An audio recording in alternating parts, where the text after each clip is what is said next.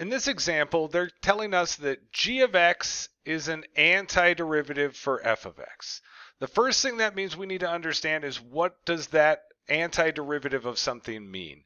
So if g of x is the antiderivative of f of x, then it is the answer to an antiderivative problem. So the antiderivative of f of x is going to equal g of x.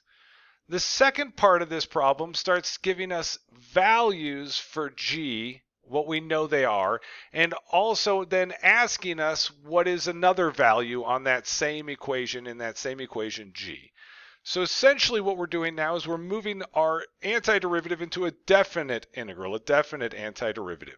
And so in that scenario, if I have bounds on this from f of x, then what I get out of there is I get my antiderivative with the top value plugged in minus the bottom value plugged in. So that's what it means to be a definite integral. That's what we're finding out because g of x is an antiderivative of f of x. So to find out which of these equations works, what I'm going to do is I'm going to say, well, what is that going to look like with real numbers put in? So if I go with an antiderivative of f of x dx, and what I want is I want to be able to plug numbers into g at the end of this right now. I can see that my lower bound is going to be this 3 right here, and my upper bound would have to be the 6. The smaller number always goes on bottom, the larger number always goes on top. And in the end, what I would get out of there is I would get g with 6 plugged in minus g with 3 plugged in. So from that, I can go ahead and say, okay, well, what I'm solving for, what I want to find is g of 6. So I need to solve this equation to get g of 6 by itself.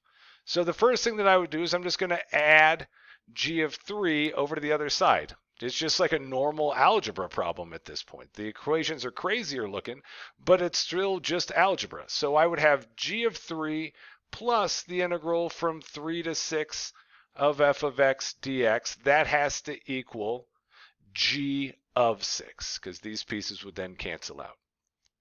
So I look back up at my answers and I don't quite see what I'm looking for yet. And so then the next move would be to go ahead and plug in what I know g of 3 is equal to. They told me g of 3 was equal to -5. So this would be -5 plus the antiderivative from 3 to 6 of f of x dx. That equals g of 6. And when I go looking for that answer, I can see that that answer is sitting right there. They use t's. T's and x's are going to be intertwined, intermingled in this problem because it really is a dummy variable. And so in the reality of our final answer, it could be a t, it could be a q up there. That's the same equation that we're looking at down below.